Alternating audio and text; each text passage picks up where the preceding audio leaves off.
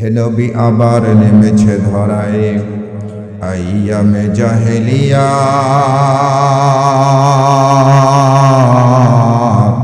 কে আবার এসে তোমার মতন বাড়াবে দরদি হাত। তুমি নাহি তবু আছে ইসলাম কোরআন হাদিস আজি,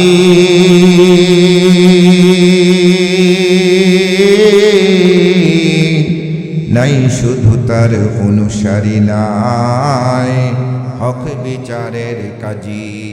বিচারের বাণী নীরবে নিবৃতে কেঁদে ফেরে দিন রাত। হে নবী আবার নেমেছে ধরায় আইয়ামে জাহেলিয়া, জুলুম শোষণে জেনা নেশা পাপ জালিমের অত্যাচার।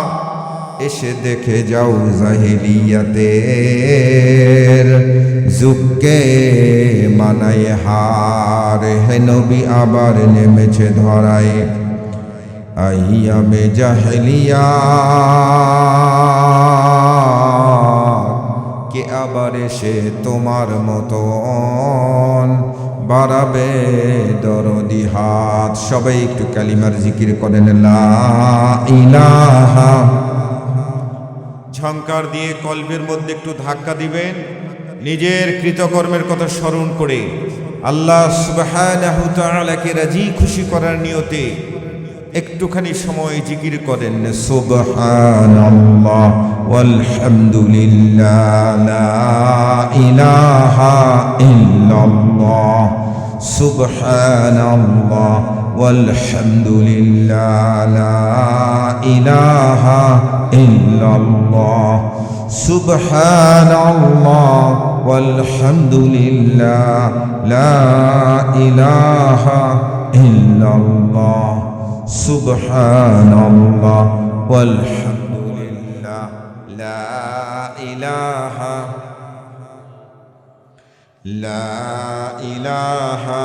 ইল্লাল্লাহ লা ইলাহা। যখন তোমার কেউ ছিল না তখন তুমি ছোট্ট ছিলে, দাঁত ছিল না মুখে,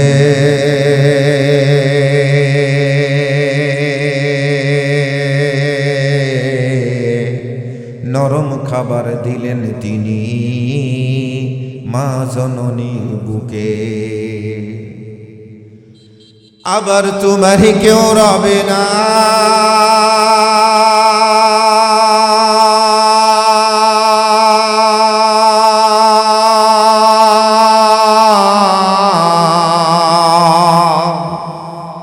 আবার তোমার কেউ রবে না, রবে আল্লাহ পাক।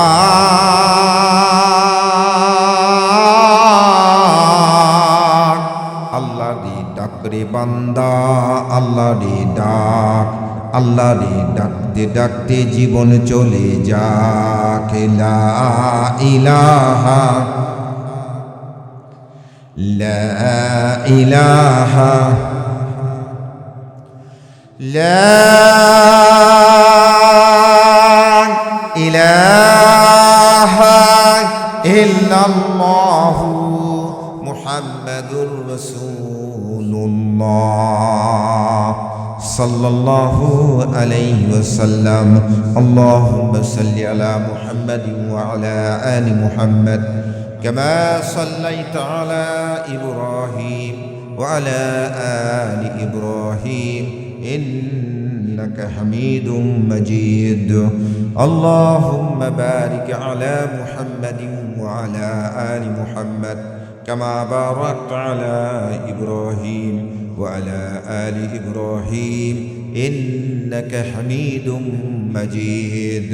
اللهم صل على سيدنا مولانا محمد وعلى آله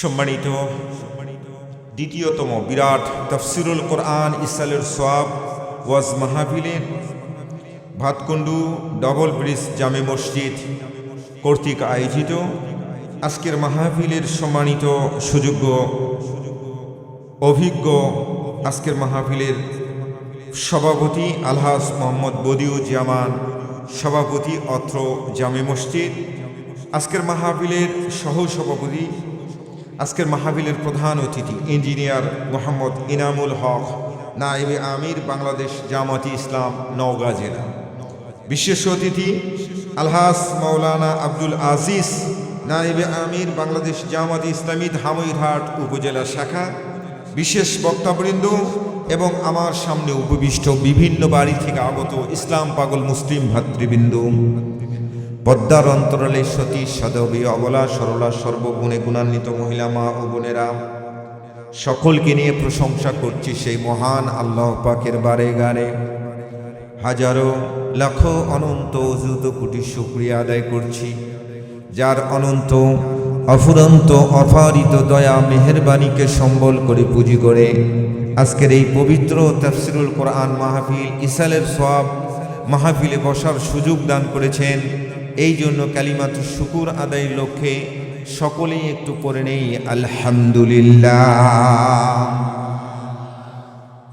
দরুদ ও তাসলিম সেই মহান মানব যিনি হাশেমে বংশের কাঙ্ক্ষিত প্রদীপ শামসুল হিদায়া জনাবি মুহাম্মদ রাসূল, সকলে একটু পড়ে নেই সাল্লাল্লাহু আলাইহি ওয়াসাল্লাম।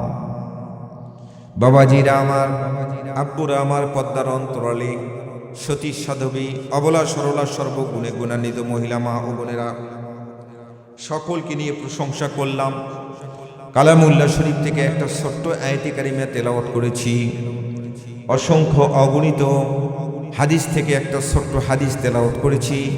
এর সানেই অল্প সময় আপনাদের খেদমতে কথা বলার নিয়ত করেছি।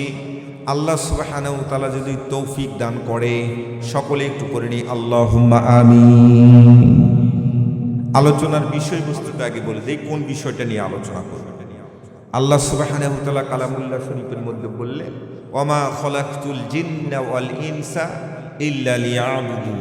খুব কমন একটা আয়াতে কারিমা, আপনারা ইমাম সাহেবের মুখে অনেকবার শুনেছেন, মসজিদের মধ্যে বয়ান করতে গিয়ে বলেছে আল্লাহ সুবহানাহু ওয়া তাআলার ঘোষণা, আমি মানব এবং দানব, জিন এবং ইনসান এই দুইটা জাতিকে শুধুমাত্র আমার ইবাদত করার জন্য সৃষ্টি করেছি। আলহামদুলিল্লাহ বলি।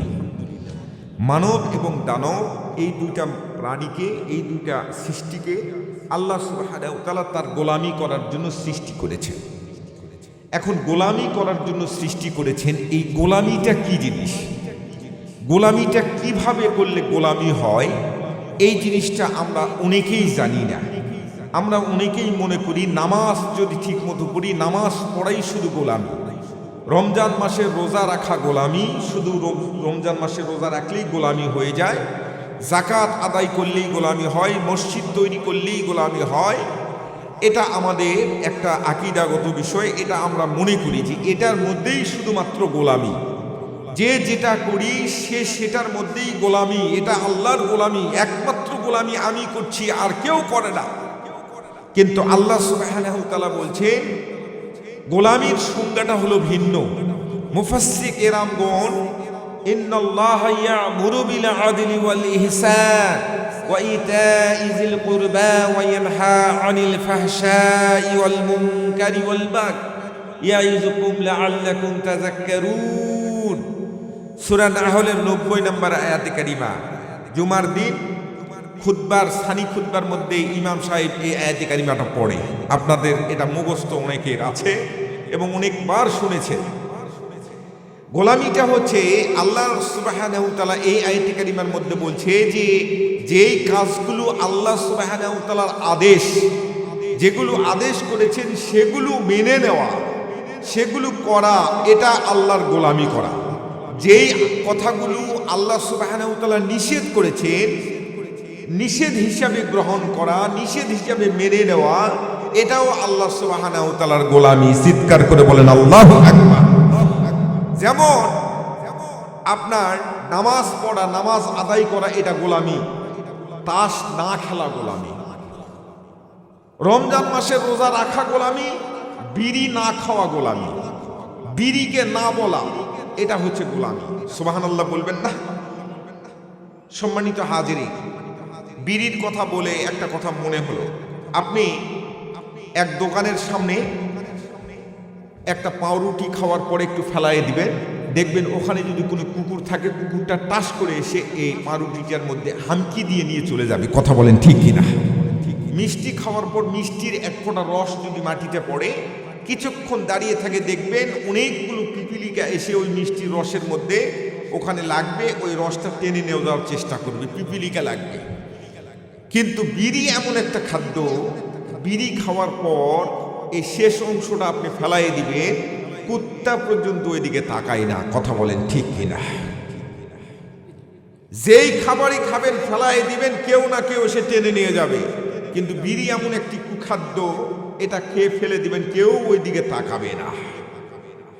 স্টেজ থেকে নেমে মাহফিলের এই যে দোকানপাট আছে, এর পাশ দিয়ে আমি যাচ্ছি স্টেজ থেকে নেমে।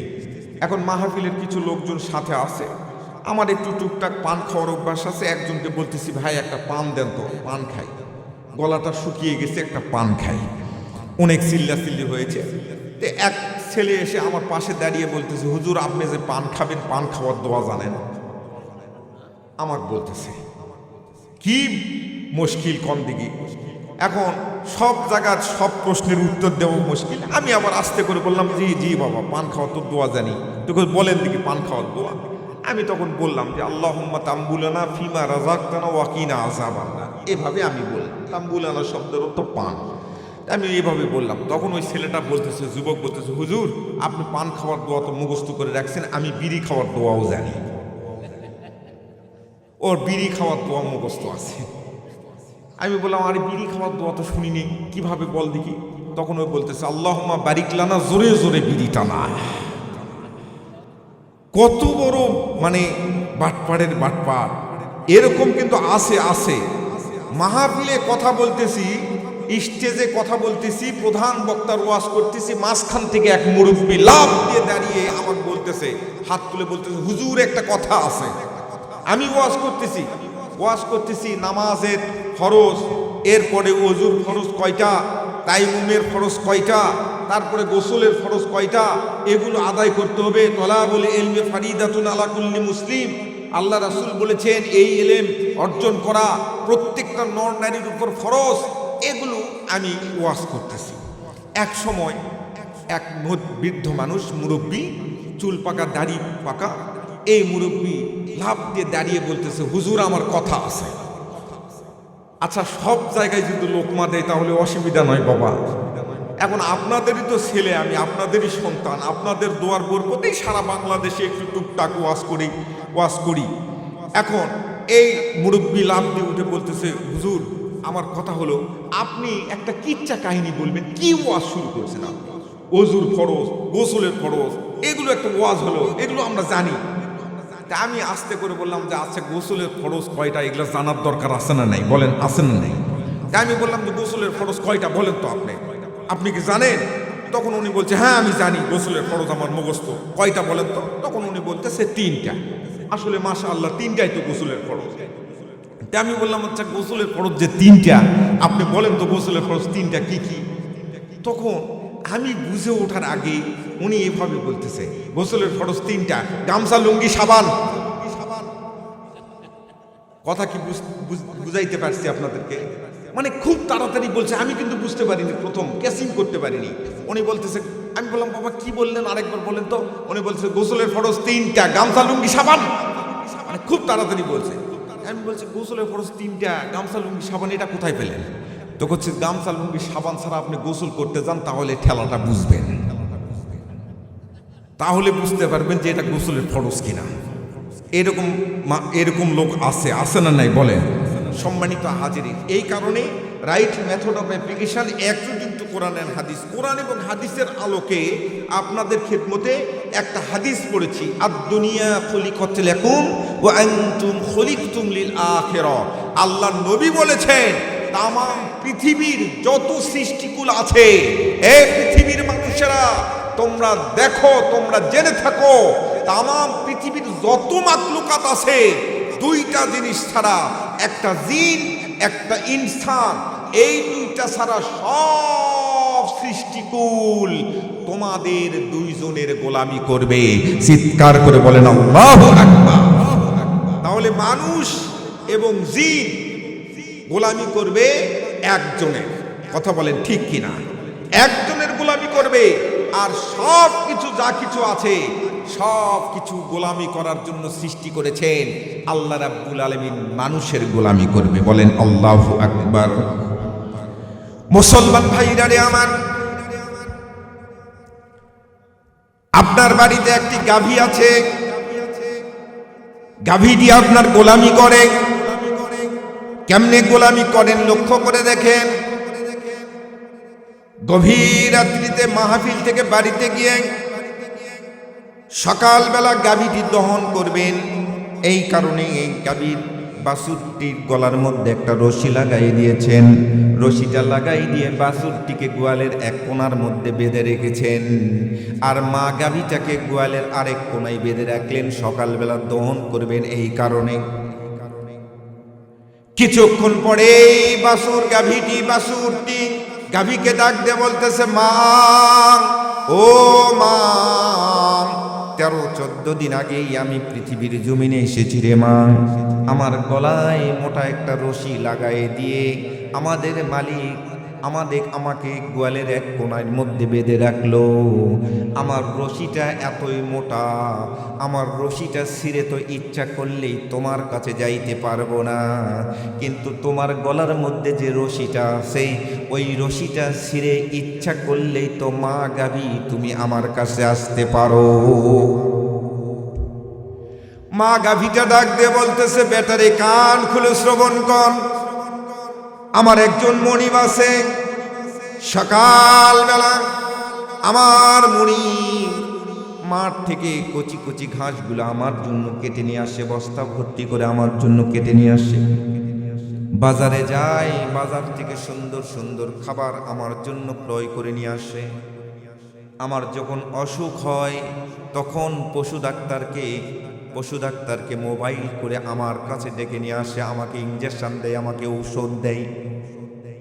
শীতের সময়, কনকনে শীতের সময় আমাকে গরম করে পানি দেয় আমাকে খাওয়ার জন্য, আর গরমের সময় আমাকে সাবান দ্বারা গোসল করে দেয়। যদি মশার অত্যাচার বেশি হয় তাহলে আমার গোয়ালের মধ্যে আমার গোয়ালের মধ্যে কয়েল জ্বালায় দেয়, মশারি টাঙায় দেয়। ওই মুনিবের মুখে যতক্ষণ পর্যন্ত দুধ না দিতে পেরেছি ততক্ষণ পর্যন্ত আমি মা গাভী তোর মুখে দুধ দিতে পারবো না। আল্লাহু আকবার। বাড়ির কবুতরগুলা কেমনে আপনাকে মুনিব মানছে লক্ষ্য করে দেখেন। সারাদিন আসমানের নিচে বিচরণ করে, মাগরিবের আজানের পূর্ব মুহূর্তে আপনার বাড়িতে হাজিরা দেয়। কোনো রকম মাইকিং করার দরকার হয় না, মোবাইল করার প্রয়োজন হয় না, SMS দেওয়ার প্রয়োজন হয় না। কারণ হলো আপনাকে মুনিব মানে এই কারণে আপনার বাড়িতে তারা হাজিরা দেয়। আপনার বাড়ির হাঁস মুরগিগুলাও আপনাকে মুনিব মানছে।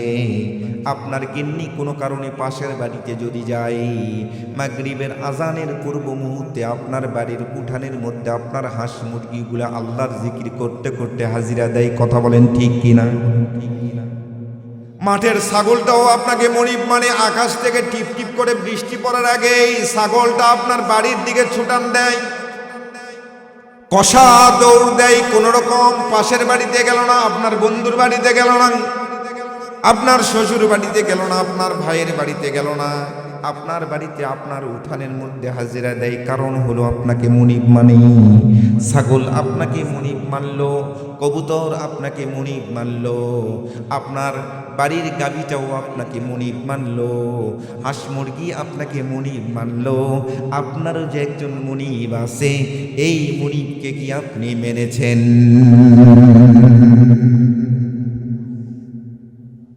যেখানেই মাহফিলে যায়, টেকনাফ থেকে তেতুলিয়া যেখানেই মাহফিলে যায়, স্টেজে ওঠার আগেই এক শ্রেণীর লোক এসে আমাদেরকে বলে, হুজুর আমাদের এলাকাটাতে মেয়েরা ঠিক মতো কথা শোনে না, পর্দা করে না, হুজুর পর্দার উপর ওয়াজ করবে। ঢাকা শহরে যখন মাহফিলে যায় এক শ্রেণীর লোক এসে বলে, হুজুর শ্রমিকেরা ঠিক মতো কথা শোনে না, হুজুর শ্রমিকদের দায়িত্ব কর্তব্য সম্পর্কে একটু কথা বলবেন। অন্য জায়গায় যখন ওয়াজ করতে যাই ওই এলাকার মানুষ বলে, হুজুর আমাদের অধীনস্থ কর্মচারীরা আমাদের কথা শোনে না, এই বিষয়ে একটু কথা বলবেন। অন্য জায়গায় ওয়াজ করতে গেলে এক শ্রেণীর লোক এসে বলে, হুজুর নামাজ পড়েন, এলাকার মানুষ নামাজ পড়ে না, নামাজের বিষয়ে একটু কথা বলবেন। আরেক জায়গায় ওয়াজ করতে গেছে এক শ্রেণীর মানুষ এসে বলে, হুজুর আমাদের সন্তানেরা আমাদের কথা ঠিক মতো মানে না, আমাদের সন্তানেরা যেন আমাদের কথা শোনে। পিতা এবং সন্তানদের দায়িত্ব এবং কর্তব্য, তাদের সম্পর্ক কেমন হওয়া উচিত, এই সম্পর্কে একটু ওয়াজ মাহফিলে কথা বলবেন। সব জায়গায় শুধু মানে না মানে না মানে না এমন কথা আমাদের কানের মধ্যে আসে বন্ধুরা আমার, বাবাজিরা আমার। কিন্তু আমার প্রশ্নটা হলো, সব জায়গায় শুধু মানে না মানে না, আপনি কি আপনার মুনিবের কথা কখনো মেনেছেন? আপনি যদি একজনকে কন্ট্যাক্ট করতে পারে, একজনের শুধু যদি সম্পর্ক তৈরি করতে পারেন একজনের সঙ্গে, আল্লাহর নবী বলেছেন, আদ-দুনিয়া খুলিকাত লাকুম ওয়া আনতুম খুলিকতুম লিল আখিরাহ, তামাম পৃথিবীর সব কিছু আপনার পায়ের নিচে এসে জড়ো করে একত্রিত করে দিবে। আল্লাহ রাব্বুল আলামিন বললেন, হু আল্লাযী খালাকা লাকুম মা ফিল আরদি জামিয়া। একজনের সঙ্গে যদি তোমার সম্পর্ক হয়ে যায়, একজনের সঙ্গে যদি তুমি কন্ট্যাক্ট করতে পারো, একজনের সঙ্গে যদি তুমি মহব্বত তৈরি করতে পারো, তামাম পৃথিবীর সব কিছু তোমার সঙ্গে সম্পর্ক তৈরি করে দেওয়ার দায়িত্ব আমি রব্বে কারীম নিয়ে নিলাম। বলেন সুবহানাল্লাহ। সম্মানিত বাবারা আমার, আশরাফ আলী থানভী রহমতুল্লাহের নাম আপনারা শুনেছেন। আশরাফ আলী থানভী রহমতুল্লাহ জবরদস্ত একজন আলেমের দিন। খুব মনোযোগ সহকারে অ্যাটেনশন প্লিজ এভরিবডি। আমার আলোচনার বিষয়বস্তু হলো আল্লাহ রাব্বুল আলামিনের সঙ্গে সম্পর্কটা তৈরি করবেন কেমনে। কয়েকটা টিপস আমি আজকে বলে দিব। যদি সহজ মনে হয় তাহলে আজকের পর থেকে আমল শুরু করে দিবেন। চিৎকার করে বলেন সুবহানাল্লাহ। আশরাফ আলী থানভী রহমতুল্লাহ জবরদস্ত একজন আলেমে দ্বীন। রাস্তা দিয়ে হেঁটে যায়, রাস্তার পাশেই একটা ঝোপের পাশেই একজন প্রেমিক এবং একজন প্রেমিকা রোমান্টিক মুহূর্ত কথা বলতেছে। একজন আরেকজনের কাঁধের উপর হাত রেখে কথা বলতেছে। এমন সময় কিতাবওয়ালা কিতাবের মধ্যে লেখে, কিছুক্ষণ আগে আকাশ থেকে টিপ টিপ করে বৃষ্টি পড়েছে। বৃষ্টি পড়ার কারণেই রাস্তাটা একটু কদমাক্ত ছিল, কাদাময় ছিল। আশরাফ আলী থানভী রহমতুল্লাহ মাথার মধ্যে পাগড়ি, হাতের মধ্যে তাসবিহ আর মুখের মধ্যে রহমান নামের জিকির। আল্লাহর সঙ্গে সম্পর্ক, রহমান নামের জিকির। সুবহানাল্লাহ বলবেন না? আশরাফ আলী থানভী রহমতুল্লাহ পাটা স্লিপ করে বৃদ্ধ মানুষ ধরাস করে কাদার মধ্যে পড়ে গেছে। আর ওই জঙ্গলের পাশেই, রাস্তার পাশেই ঝোপের ভিতরে একজন প্রেমিক এবং একজন প্রেমিকা, একটা যুবক এবং একটা যুবতী, একজন আরেকজনের কাঁধের উপর এভাবে হাত রেখে রোমান্টিক মুহূর্ত কথা বলতেছিল। নাউজুবিল্লাহ বলবেন না? ভালোবাসাটা গোপন জিনিস, ভালোবাসা প্রকাশ করার জিনিস নয়। কথা বলেন ঠিক কিনা? ভালোবাসা কিন্তু গোপন জিনিস। আচ্ছা বলেন তো, আপনি এবং আপনার স্ত্রী ঘরের ভিতরে একজন আরেকজনের কাঁধের উপরে এভাবে হাত রেখে কথা বলতেছেন, রোমান্টিক মুহূর্ত কথা বলতেছেন। এমন সময় আপনার ক্লাস 8 পড়ুয়া অথবা ক্লাস 10 পড়ুয়া একটা ছেলে অথবা মেয়ে ঘরের মধ্যে যদি প্রবেশ করে, আপনার স্ত্রীর কাঁধের উপরে এভাবে হাত রাখতে পারবেন ভাই? হাতটা আস্তে করে সরাই ফেলবেন। কথা বলেন ঠিক কিনা? তাহলে বোঝা গেল ভালোবাসা প্রকাশ করার জিনিস নয়, ভালোবাসা গোপন জিনিস। ভালোবাসা গোপন জিনিস।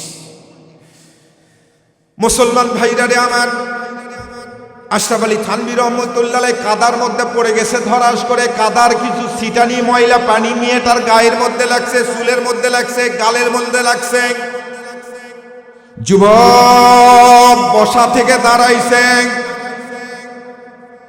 ক্রোধান্বিত হয়ে গেছে, রাগান্বিত হয়ে গেছে, বিভিন্ন ভাষায় গালিগালাজ শুরু করছে হুজুরকে। আশরাফ আলী থানভী রহমতুল্লাহ আলাইহিকে চিনতে পারে নাই এ যুগের জবরদস্ত আলেম, আল্লাহর বান্দা যুবক আশরাফ আলী থানভী রহমতুল্লাহ আলাইহির কাছে যখন চলে আসছে, তিনি বসা থেকে তিনি যে কাদার মধ্যে পড়ে গেছিলেন, কাদা থেকে হামাগুড়ি খেয়ে সবেমাত্র দাঁড়াইতে গেছে, এমন সময় যুবক রাগটাকে কন্ট্রোল করতে পারে নাই। রাগান্বিত হওয়ার ফলে তার রাগটা কন্ট্রোল করতে না পেরে তিনি গলা ধাক্কা দিয়ে সেকেন্ড টাইম দ্বিতীয়বার আশরাফ আলী থানভী রহমতুল্লাহ আলাইহিকে আবার কাদার মধ্যে ফেলাই দিয়েছে। চিৎকার করে একটু বলুন নাউজুবিল্লাহ। আল্লাহর বান্দা আশরাফ আলী থানভী রহমতুল্লাহ আলাইহি দ্বিতীয়বার যখন পড়ে গেলেন, উনি কাদা থেকে দাঁড়ালেন। কোনো মেম্বার চেয়ারম্যানের কাছে যায় নাই, কোনো এলাকার এমপি মন্ত্রীর কাছে যায় নাই, স্বয়ং রব্বে কারীম আল্লাহ রাব্বুল আলামিনের দরবারেও কোনো রকম দরখাস্ত করেন নাই, কোনো রকম নালিশ দেন নাই, কোনো রকম অভিযোগ করে নাই। আশরাফ আলী থানভী রহমতুল্লাহ আলাইহি নিজ মনের সামনের দিকে অগ্রসর হয়েছে। বাবা, এমন সময় যুবক যুবতীকে ডাক দিয়ে বলতেছে, ও সোনার ময়না পাখি, ও আমার লাভার, ও আমার প্রেমিকা, এক মুহূর্ত দেরি নয়, তাড়াতাড়ি করে রিক্সা যোগে তুমি বাড়িতে চলে যাও, তাড়াতাড়ি তোমার দেশটা পরিবর্তন করে আসো। আমরা ভালোবাসা দিবস উদযাপন করতে চাই, ভ্যালেন্টাইন্স ডে নামক দিবসটা উদযাপন করতে চাই, আমরা অমর অক্ষয় হয়ে থাকতে চাই, একজন আরেকজনের জীবনের সঙ্গী হতে চাই। যাও যাও, তুমি রিক্সা নিয়ে বাড়িতে চলে যাও। সবে মাত্র রিক্সায় উঠতে গেছে বাবা, তৎকালীন যুগের যে যানবাহন ছিল ঠেলা অথবা রিক্সা গাড়িতে উঠতে গেছে, কে যেন পিছন দিক থেকে জোরে সরে ধাক্কা দিয়ে এই নিয়ে তাকে আবার সেকেন্ড টাইম কাদার মধ্যে ফেলাই দিয়েছে। চিৎকার করে একটু বলুন মারহাবা। যুবক যুবতীকে হাতটা ধরে তাড়াতাড়ি তোলার চেষ্টা করে, কিন্তু না, উঠতে পারে না। কে যেন কাদার মধ্যে ভিতরে ঢুকায় নিয়ে যায়, কোনোভাবেই উঠতে পারে না। মাগো, মরে যায়, সমস্ত শরীরটা ব্যথা করে। এমন করছে কেন? এমন কর্মকাণ্ড কেমনে হলো? একজন পথচারী দাঁড়িয়ে যায়, দুইজন পথচারী দাঁড়িয়ে যায়, 3 জন, 25 জন, 30 জন, 50 জন, 100 জন মানুষ দাঁড়িয়ে গেল। পথচারীরা জিজ্ঞেস করা শুরু করলো, যুবক কেন এই মেয়েটা কাদা থেকে দাঁড়াইতে পারে না, কি হয়েছে একটু খুলে বলো। যুবক আস্তে করে ডাক দিয়ে বলতেছে, ও পথচারীরা, এলাকার মানুষেরা, তোমরা শোনো, ওই যে পাগড়ি পরা একটা মানুষ যায়, দেখো একটা পাগড়ি পরা মানুষ যায়। আশরাফ আলী থানভী রহমতুল্লাহ আলাইহিকে দেখাই দিয়ে বলে, ওই পাগড়ি পরা মানুষটা কিছুক্ষণ আগে কাদার মধ্যে হোঁচট খেয়ে পড়ে গেছিল, কাদার কিছু ময়লা পানি আমার প্রেমিকার গায়ের মধ্যে লাগছিল, আমি রাগটাকে কন্ট্রোল করতে না পেরে গলা ধাক্কা দিয়ে তাকে কাদার মধ্যে ফেলাই দিয়েছি। এরপরে বাড়িতে যাবে, রিক্সার উপর উঠতে গিয়ে হঠাৎ করে পড়ে গেল। সংক্ষিপ্ত বিবরণ এভাবে যখন দেওয়া শুরু করলো, একজন পথচারী ডাক দিয়ে বলল, যুবক,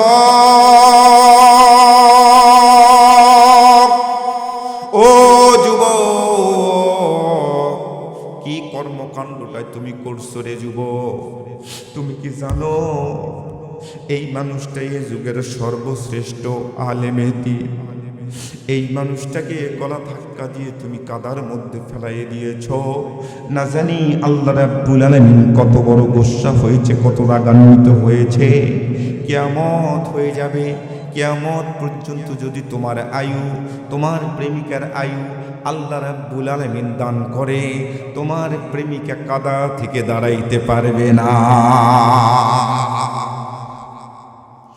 যুবক কষা দৌড় দিলেন, আশরাফ আলী থানভী রহমতুল্লাহ আলাইহির সামনে চলে গেলেন, 2 হাত প্রসারিত করে ব্যারিকেড দিয়ে দিলেন, প্রতিবন্ধকতা সৃষ্টি করলেন। আল্লাহর বান্দা আশরাফ আলী থানভী রহমতুল্লাহ আলাইহি দরদর করে চোখের পানিটা ছেড়ে দিয়েছেন, ডাক দিয়ে বললেন, যুবক আবার কেন এসেছিস রে যুবক? তুই তো প্রতিশোধ নিয়েছিস, আবার কি চাস? আশরাফ আলী থানভী রহমতুল্লাহ আলাইহির সামনে যুবক এভাবে হাতটা জোর করে ডাক দিয়ে বলতেছে, হুজুর গো, আমি চিনতে পারি নাই আমি বুঝতে পারি নাই আপনি এ যুগের সর্বশ্রেষ্ঠ আলেমে দিন। আমি বিভিন্ন ভাষায় গালিগালাজ করেছি, আল বদর আল শামস রাজাকার করে গালিগালাজ করেছি, এক সময় জেলখানার মধ্যে আপনাকে বন্দি করে রেখেছি, আপনাকে বিভিন্ন অপবাদ দিয়েছি। না না হুজুর, আমি বুঝতে পারি নাই হুজুর, দয়া করে রব্বে কারিম আল্লাহ রাব্বুল আলামিনের দরবারে একটা দরখাস্ত প্লেস করেন। আপনি যদি ক্ষমা না করেন, এলাকার সমস্ত মানুষ বলছে আমার প্রেমিকা কাদা থেকে কিয়ামত পর্যন্ত দাঁড়াইতে পারবে না। চিৎকার করে একটু বলবেন না মারহাবা। আশরাফ আলী থানভী রহমতুল্লাহ আলাইহি ডাক দিয়ে বলতেছেন, যুবক না না, কখনো এটা হতে পারে না। আল্লাহওয়ালা ব্যক্তিরা জীবনে কখনো কোনো জাতির উপর অভিশাপ দেয় না, কোনো মানুষের উপর বরদোয়া করে না। যতই তাদেরকে রাজাকার বলেন, আল বদর বলেন, আল শামস বলেন, যতই অপবাদ দেন না কেন, জীবনে কোনোদিন অপবাদ দেয় না, কোনোদিন বরদোয়া করে না। বাবা, আল্লাহওয়ালা ব্যক্তিরা জেলখানার মধ্যে মারা যাবে, তবুও অপবাদ করবে না, কারোর জন্য বরদোয়া করবে না। যদি বরদোয়া করত, বাংলাদেশের আলেম ওলামারা যদি বরদোয়া করত, বাবা আল্লাহ রাব্বুল আলামিন 30 সেকেন্ডের ভূমিকম্পের ধাক্কা দিয়ে এই বাংলাদেশের জমিনটা নেপালের রাষ্ট্রে পরিণত করে দিত। চিৎকার করে বলেন ঠিক কিনা? আশরাফ আলী থানভী রহমতুল্লাহ আলাইহি যুবককে ডাক দিয়ে বললেন, যুবক আমাকে 5 মিনিটের একটা সময় দাও। যুবক দাঁড়িয়ে পড়লেন, মাথা থেকে পাগড়িটা খুললেন, আস্তে করে রুমালটা খুললেন, সবুজ ঘাসের উপর আস্তে করে রুমালটা বিছাইয়ে দিলেন। 2 রাকাত সালাত আদায় করলেন।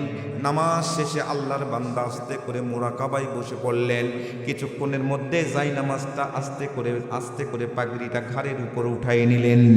যুবকের কাছে এসে ডাক দিয়ে বললেন, যুবক আমি বরদোয়া করি নাই, কিন্তু ঘটনাটা অন্য জায়গায় প্যাঁচ লাগছে রে যুবক। ও যুবক, ঘটনা অন্য জায়গায় প্যাঁচ লাগছে। যুবক ডাক দিয়ে বলছে, হুজুর কোন জায়গায় প্যাঁচ লাগলো একটু ওপেন সিক্রেট করে আমার সামনে বলেন। যুবক আস্তে করে দাঁড়িয়ে পড়লেন। আশরাফ আলী থানভী রহমতুল্লাহ আলাইহি দরদর করে চোখের পানিটা ছেড়ে দিয়ে ডাক দিয়ে বলছে, যুবক আমি যখন কাদার মধ্যে পড়ে গেলাম, হোঁচট খেয়ে কাদার মধ্যে পড়ে গেলাম, খুব মনোযোগ সহকারে শোনার চেষ্টা করবেন। আমি যখন হোঁচট খেয়ে কাদার মধ্যে পড়ে গেলাম, কাদার কিছু ময়লা পানি তোমার প্রেমিকার গায়ের মধ্যে লাগলো, চুলের মধ্যে লাগলো, গালের মধ্যে লাগলো, কপালের মধ্যে লাগলো, নতুন জামার মধ্যে লাগলো। তুমি এটা সহ্য করতে পারো নাই। সহ্য করতে না পারার পিছনে কারণ হলো তোমার প্রেমিকাকে তুমি এতই ভালোবাসো, এতই মোহাব্বত করো, জীবনের চাইতেও বেশি ভালোবাসো। এই কারণে তার শরীরের মধ্যে যে ময়লা লাগছে, এই ময়লাটা দেখে তুমি সহ্য করতে পারো নাই। যুবক ওই মুহূর্তে তোমাদের মধ্যে রোমান্টিক মুহূর্ত চলছিল, ভালোবাসা চলছিল, একজন আরেকজনের ভিতরে হারিয়ে গেছিলেন। আমি যখন কাদা থেকে দাঁড়াইতে গেছি, তুমি রাগটাকে কন্ট্রোল করতে পারো নাই, নিজের শরীর দিয়ে, নিজের হাত দিয়ে সর্বশক্তি প্রয়োগ করে গলা ধাক্কা দিয়ে আমাকে কাদার মধ্যে ফেলাইয়ে দিয়েছ রে যুবক। আমাকে যখন কাদার মধ্যে ফেলাইয়ে দিয়েছ, আমার পাগড়ির মধ্যে কাদা লাগছে, আমার জুব্বা মুবারকের মধ্যে কাদা লাগছে, আমার দাড়ির মধ্যে কাদা লাগছে, আমার শরীরের মধ্যে কাদা লাগছে। ওই মুহূর্তে আমারও সঙ্গে, আমার একজনের সঙ্গে প্রেম খেলা চলছিল।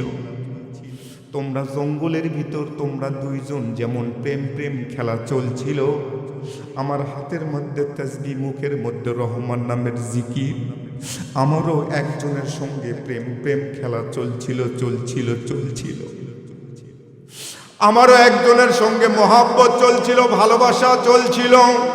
তোমার প্রেমিকার শরীরের মধ্যে কাদা লাগার কারণে তুমি যেমন সহ্য করতে পারো নাই, আমার শরীরের মধ্যে মধ্যে কাদা লাগার কারণে, আমার দাড়ির মধ্যে কাদা লাগার কারণে, আমার পাগড়ির মধ্যে কাদা লাগার কারণে আমার প্রেমিকাও এটা সহ্য করতে পারে নাই। আমি কারো উপর কোনো অভিযোগ করি নাই, তোমার নামে আল্লাহর কাছে কোনো বরদোয়াও করি নাই, কিন্তু আমার প্রেমিকা এটা সহ্য করতে পারে নাই, সহ্য করতে পারে নাই। এই কারণেই তোমার প্রেমিকাকে গলা ধাক্কা দিয়ে কাদার মধ্যে ফেলাই দিয়েছে। চিৎকার করে একটু বলুন মারহাবা, মারহাবা মাহবুবে খোদা मक्की मादानी, मरहबा या कैसे खुश दिल हाय ए जलसा जैसे मनवारी, मरहबा।